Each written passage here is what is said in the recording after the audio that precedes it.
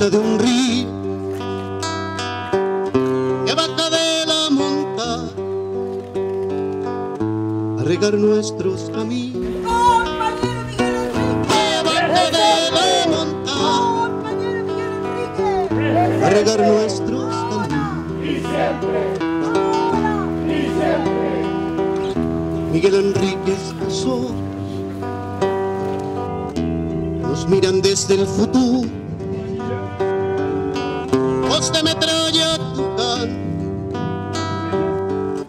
canto de ideales. Voz de metralla en tu canto de ideales.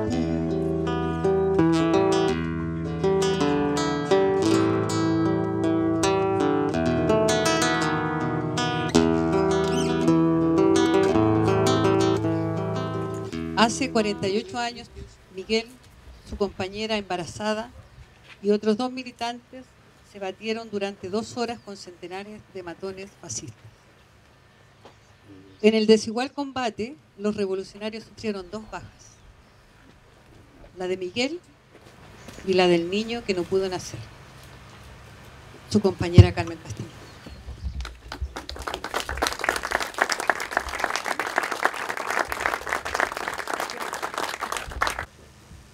Sé que estamos más viejas y viejos, pero siempre alertas a continuar el trabajo político con Miguel en la cabeza, en el cuerpo. Recuerdo al llegar esta mañana que el 5 de octubre del 2019 nos encontramos, tal vez los mismos, y en ese día llegamos temprano con un puñado de amigos, amigas. Y yo me había puesto en el bolsillo, pensando en que iba a encontrarlo, un texto. Ese texto es El ángel de la barricada. Y ese 5 de octubre del 2019, en que parecía no haber nada en Chile, ese 11 de septiembre no había habido nada. Solo nos habíamos reunido en el Estadio Nacional espontáneamente. No había habido marcha. Ese 5 de octubre leí ese texto. Y el 18 es el grito, el ya basta, el clamor, el despertar, la revuelta. Eso quedará para siempre inscrito a la escala de nosotros, para decirnos que la historia no está nunca escrita de antemano, y que la historia la hacemos nosotros, aunque viejas, viejos. Para mí, la revuelta no es la revolución, es otra cosa muy importante, un acontecimiento que interrumpe la línea, el tiempo lineal del capitalismo, que muestra el vacío de la máquina del poder.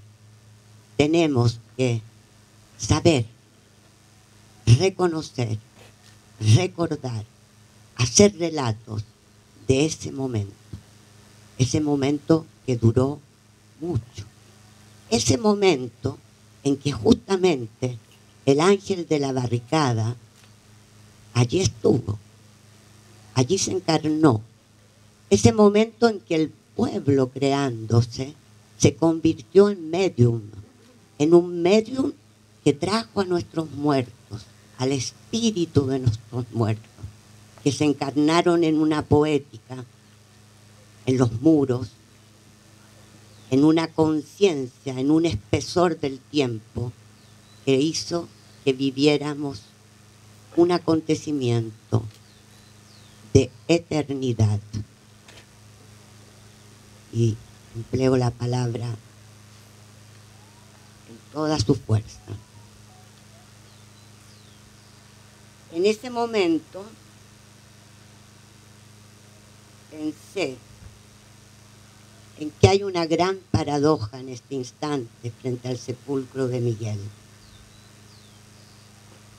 Hay ausencia en su presencia y existencia fuera del cuerpo. Sí, la vida no deja de prolongarse más allá de la materia a través de la sola potencia evocadora, el músculo del recuerdo, los nervios de la memoria, las brasas removidas en el hogar del fuego de un combate sin conclusión. Es un poeta, por supuesto. Miguel, y todos lo sabemos aquí, no llevaba la muerte en sí mismo.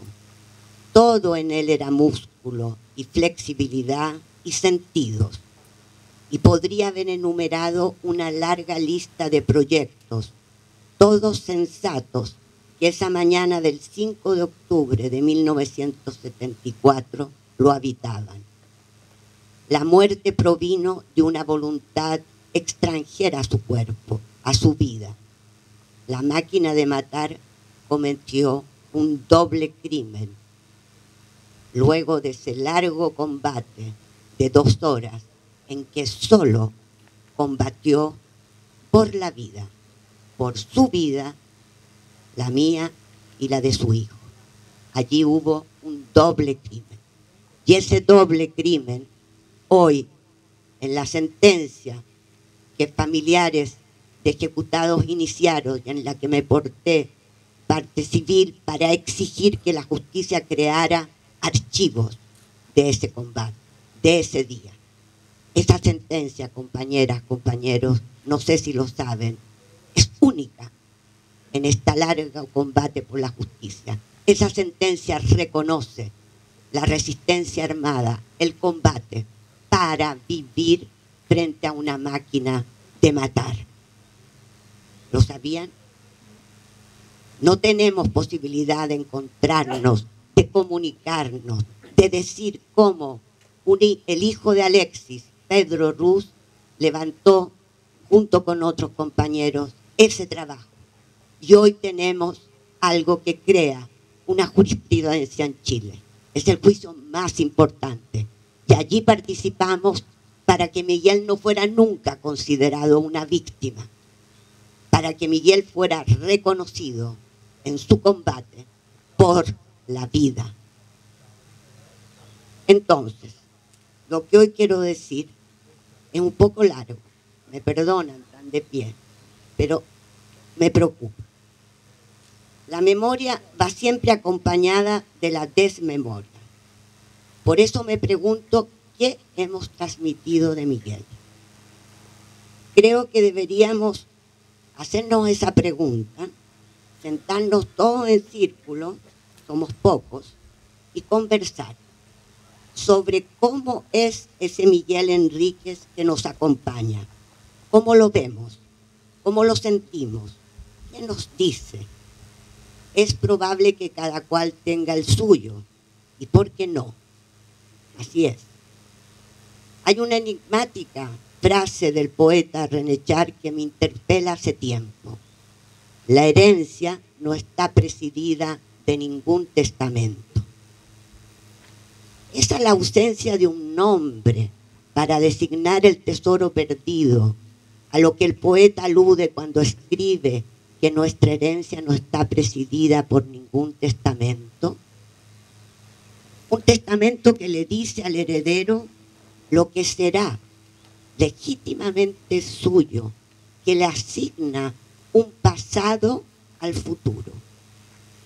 Tal vez, me pregunto, sin tradición que escoja y nombra, que transmite y conserva, que indica dónde se encuentra el tesoro, los tesoros y cuáles son sus valores, pareciera que ninguna continuidad en el tiempo ha sido asignada.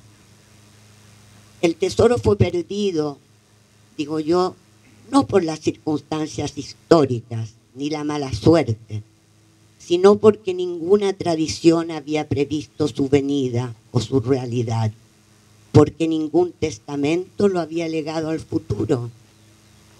hemos tenido nosotros, los aquí presentes, la conciencia para heredar y cuestionar, meditar y recordar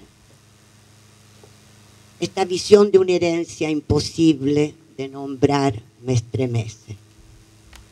La herencia entonces no tiene destinatario, pero eso no me disculpa, y lo hablo en términos personales.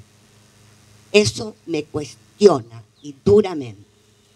Sé que yo no he cumplido la misión que recibí. Sé que no he preservado documentos, cuadernos, libros, huellas, donde rastrear el pensamiento de Miguel. Sí, a veces he pretendido haber vibrado al unísono con ese pasado ardiente, amado aquellos instantes cuando el viento, como en la revuelta, arrastra nubes que vienen de lejos, densas de fantasmas que envuelven, encantan, fantasmas que no están ahí para hundir nuestros frágiles cuerpos bajo una carga pesada. No, pues ninguna experiencia está terminada, archivada. Ellos vienen para impulsarnos hacia nuevas destinaciones. Siempre digo, la deuda contraída con el pasado abre la promesa de una redención posible. Esa es la línea de horizonte. Lo he escrito, lo sé, y sin embargo ignoré la tarea. Actué como si nunca hubiera tenido nada que ver con la decisión de Miguel de salvar de la destrucción la historia, las huellas de las experiencias de la organización. No reflexioné, fallé en esa cita entre el antaño y el ahora. No puedo entonces, compañeras, compañeros, contentarme con ritos aniversarios que calman esa carencia. No. Se perdió el tesoro, pero creo que fue porque no supimos nombrarlo para las nuevas generaciones. Se rompió con ello el hilo, el delicado tejido que entrelazaba nuestras acciones a ideas revolucionarias que nos habían forjado y acompañado a lo largo de nuestras vidas. No sé. Nuestra visión política, aquella que Miguel comenzó a pensar y también a anotar en sus cuadernos desde la adolescencia y durante todos sus años de formación política. Miguel, un intelectual revolucionario que vislumbró temprano que por allí iba la cuestión de la libertad en actos, de aquello que él dominó, él denominó a los 14 años, mi felicidad es la lucha. La felicidad, sí, solo se da cuando la gente puede entregarse por completo al momento que está viviendo, cuando ser y llegar a ser son la misma cosa. Esta mañana entonces, compañeras, compañeros, quiero compartir en la fraternidad, que es siempre una gimnasia del alma, no es un regalo la fraternidad, va y viene, como las olas de la lucha social y política, con altos y bajos, pero en la fraternidad que deseamos y construimos, quiero hacer un esbozo de Miguel, aquel que me habita. Miguel, entonces, un hombre que amaba la vida y que la vida amaba. Miguel amaba todo de la vida, los niños. Decía siempre que habría sido parvulario, no de la ciencia. No dejó un día de pesquisar los últimos descubrimientos de la neurología, la poesía, la literatura. No dejó un día de leer, de recitar en voz alta, de pensar la política con las armas de la literatura y el saber, con la historia, las ciencias sociales, la filosofía. Sí, Miguel leyó a Gramsci y a Rosa Luxemburgo, muy joven. Miguel convocó a todas las corrientes del marxismo, Trotsky, Lenin, Mariátegui, Guevara. Miguel pensaba la política, la estrategia y la táctica del MIR, absorbiendo, cuestionando, incorporando todo lo que podía ayudar a descifrar el mundo en que vivíamos y dibujar ese horizonte capaz de encender la llama de sentido en las personas para avanzar en la creación del poder popular. La indignación, su primer motor, el deseo de ser un revolucionario, nada menos y nada más, lo nutrió cada día, cada noche de su breve existencia. Miguel Enríquez diría, junto a otros que lo piensan como yo, es el intelectual revolucionario más importante de América Latina en esos tiempos de revoluciones, en estos años 60 hasta su muerte. ¿Conocemos ese pensamiento? ¿Lo enseñamos? ¿O nos contentamos con honrar en cada aniversario una fotografía en blanco y negro que lo muestra duro? ¿Por qué no recordar su ternura, su cariño por cada compañera, compañero? ¿Por qué no recordar su risa, su inmenso sentido del humor? ¿Por qué no recordar su lealtad en los debates con Allende? ¿Por qué no recordar que era un hombre normal? Sí, normal. Lo tuve que escribir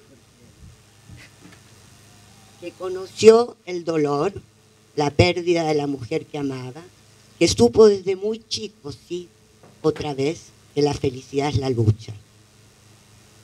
Sé que a Miguel le carga que hable así porque a él no le gustaba ser héroe de nada, ni siquiera un héroe normal. Sí, Miguel tenía muchos defectos como todo el mundo, pero los reconocía. También se hacía responsable de ellos. La responsabilidad, sí. Una tremenda responsabilidad lo caracterizaba. Nada perfecto, nada heroico, pero esculpiendo cada día su voluntad, su saber, su cuerpo. Creo que Miguel nos enseña la importancia crucial de las fuerzas espirituales y morales en la lucha de clases. La convicción, el coraje, la perseverancia, el humor, la astucia, la tolerancia, entre otros, el respeto, la dignidad. Miguel no tiene nada que ver con el sacrificio ni el culto a la muerte. Dialogaba con los vivos y con los muertos. Sus lecturas de autores muertos dan fe, discutía con ellos. Sus libros que hemos ido rescatando tienen anotaciones irreverentes, dudas, preguntas. Pensamiento crítico entonces, siempre. Ni dogma ni catecismo. Diría, y perdonen que hable en nombre propio, que Miguel muestra que se puede y se debe ser radical sin ser sectario, fortaleciendo nuestras convicciones, nuestro quehacer, cada día desde la vereda de los oprimidos, con ellos, con ese pueblo creándose, con mujeres, hombres, niños, cualesquiera, pues cualquiera piensa, cualquiera actúa, cualquiera sueña, ama, se revela, se levanta y lucha. Entonces Miguel escuchaba, estaba atento a esa sensibilidad, a ese estado de la conciencia de los pobres del campo y la ciudad. Creo que muchos aquí tenemos experiencia de cómo se iba creando día a día esa potencia popular, vinculándonos a esos deseos, dándoles formas en la organización, en el MIR. Entonces, ¿cómo construir memorias?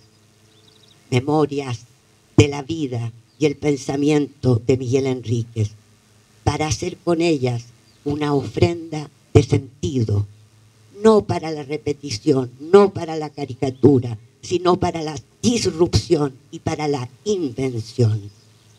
No solo pensar el pasado, sino sobre todo dejarnos pensar por el pasado y alojar entonces en el trabajo político la potencia imprevisible de su anacronía, pues los muertos no se quedan nunca donde los enterramos. Ellos están abiertos a la acción política, a la memoria involuntaria común que en momentos de peligro desencadena en el cerebro de los vivos el cúmulo inmemorial de las luchas sociales atesoradas por la historia. Tener esperanza en el pasado es una paradoja, pero me gusta. No quiere decir entonces, repito, que estemos repitiendo ese pasado. La repetición es el instinto de muerte en política.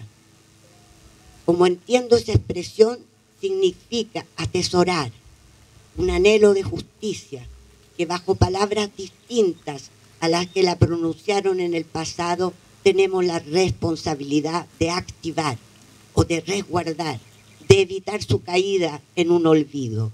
La esperanza en el pasado lleva a la invención.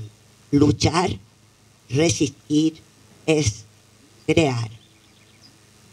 Ni el futuro ni el pasado son de nadie, pero la memoria puede ser pensada como un espacio-tiempo poblado de espíritus que abre un vínculo entre los seres humanos determinado por lo común, por la fraternidad, aunque no sin conflictos. La memoria nunca es transparente, es también un campo de conflictos y está bien eso.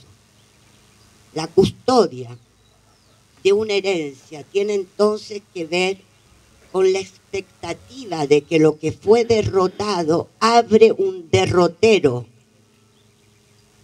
Ese es el significado político de la transmisión y la custodia de las herencias. Resguardarla frente a la ofensiva de los vencedores que buscan que se pierda para siempre.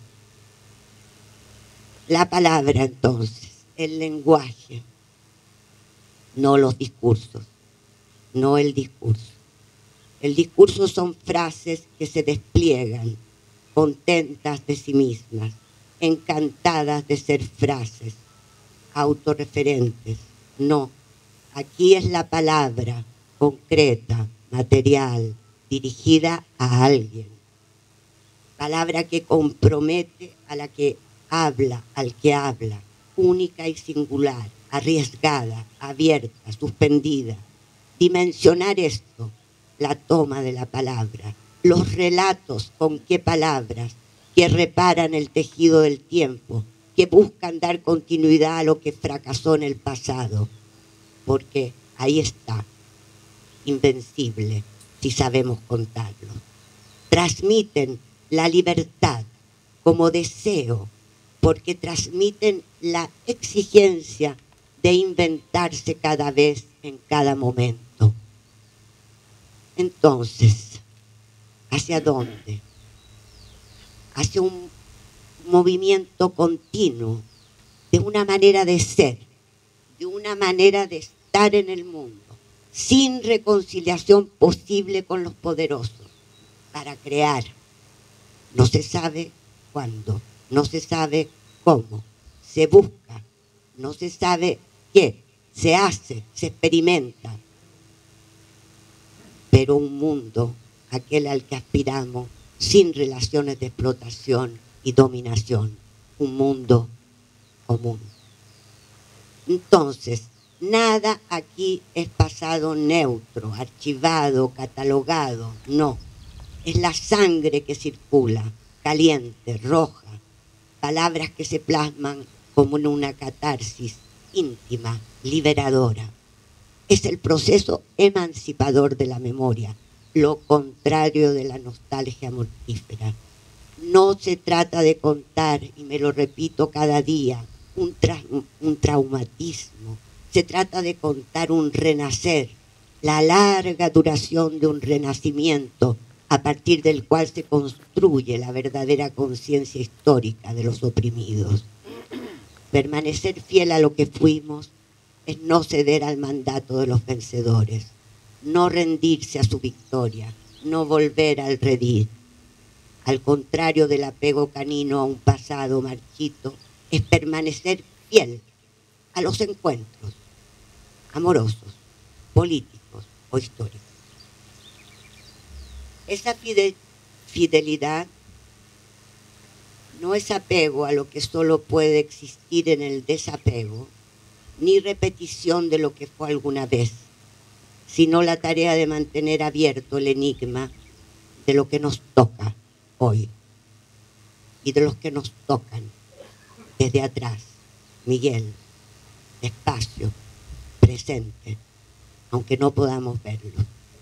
O como escribió Daniel Ben Said, el derecho precioso de recomenzar. Para terminar, quisiera volverles a leer El ángel de la barricada, para que nos despidamos con esas palabras del poeta otro. El ángel de la barricada, un ángel que se despliega en la historia y el porvenir, un ángel de invención y de memoria, un ángel en multitud que camina de manera tranquila y firme, sin que nos sea dado saber hacia dónde. Un ángel que asiste a los que no se cansaron. No está desencajado, sino multiplicado. No mira hacia el pasado ni hacia el futuro, sino en torno, hacia donde tú estás, como si buscara compañeros y compañeras, y con ellos y ellas empezar siempre de nuevo.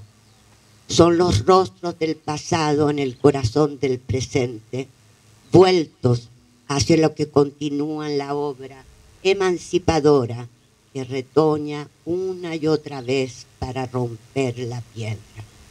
Tiene las alas desplegadas, como si quisiera con ellas dar cobijo de las generaciones e impulsarlas otra vez a la acción.